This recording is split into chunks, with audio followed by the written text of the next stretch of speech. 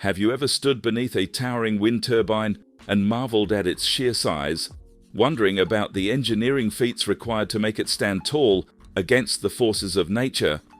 Well, building the biggest wind turbines on both the mainland and the sea involves a harmonious blend of cutting-edge technology, ingenious engineering, and a profound understanding of the dynamic forces of nature. But how do engineers ensure stability on the sea, where the waves can be unpredictable and unforgiving?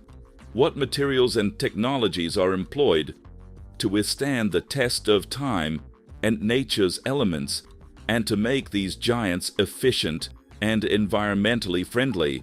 And, most intriguingly, could these towering structures hold the key to unlocking an even greener and more sustainable energy future? Well, let's find out.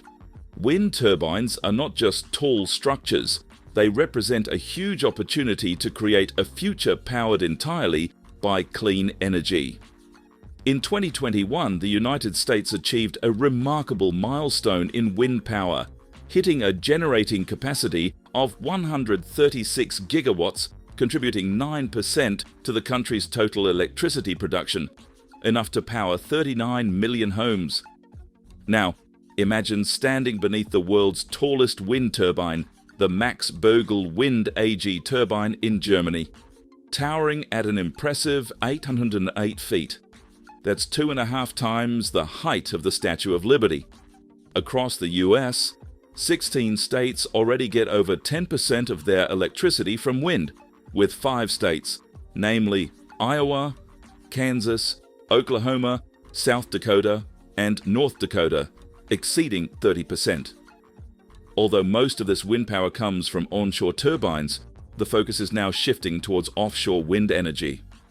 The US Department of Energy, DOE, has set ambitious goals, aiming for 30 gigawatt of offshore wind capacity by 2030 and 15 gigawatt from floating offshore wind technology by 2035. And offshore wind turbines have the advantage of being larger and having greater generating capacity.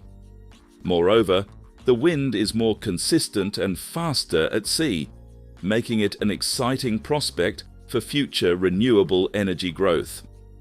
As we look ahead, wind power is not just about the towering structures.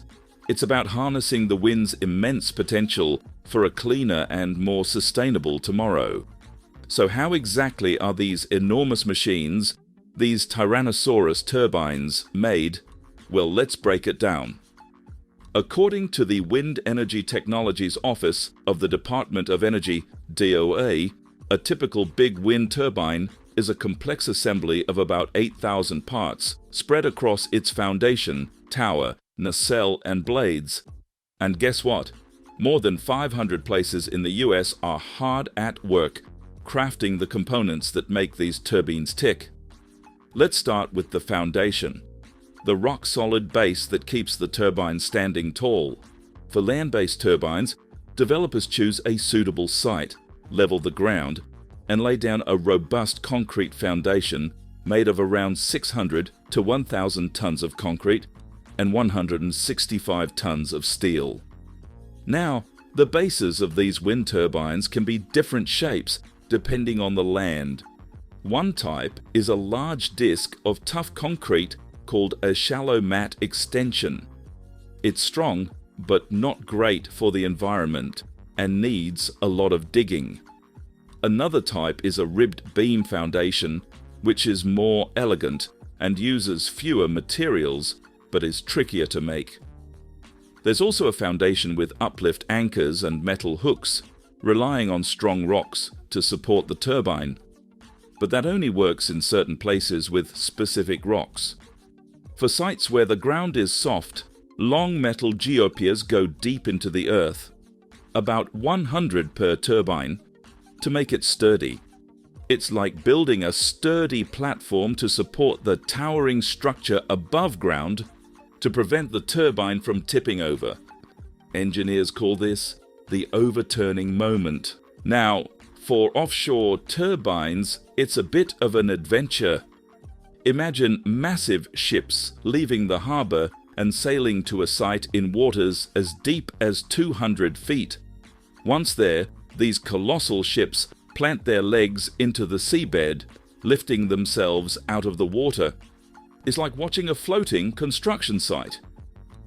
Then, an onboard gigantic crane lowers a hefty steel tower, called a monopile, into the water and drills it deep into the seabed. Think of it as the turbine's anchor, ensuring it stays put. Then a transition piece is added above the monopile, serving as a crucial connection point. This is where the tower gets secured with sturdy cables. For those floating turbines that dive down 200 feet or more, they're initially assembled at port facilities perched on buoyant substructures. Once ready, they're towed to their destination, where mooring lines attach the structure to anchors firmly rooted in the seabed, ensuring stability against the mighty waves. And just like that, our colossal wind turbines go from being mammoth pieces on land or epic floating structures at sea, to the clean energy powerhouses we see dotting our landscapes and coastlines. Now, let's talk about how the towering part of these wind giants comes together. On land, for onshore wind turbines, huge trucks deliver the steel pieces of the tower to the chosen site. Here's the cool part. They put it together right on the spot, with the tower lying down like a massive puzzle on the ground. In 2021, the average height of these towers in the US was about 300 feet, measured from the base to the center of the blades. That's 66% taller than what we had back in 1999. And get this, by 2035, they're planning to reach about 500 feet on average. When it's time to stand tall, a crane comes into work and pulls the tower upright. Now, for offshore wind, it's a bit different. Instead of trucks, enormous boats bring in the already put together steel towers to the foundation out at sea. On the ship's deck, crane operators skillfully guide the tower into position on top of what's called a transition piece, which is like the turbine's oceanic anchor.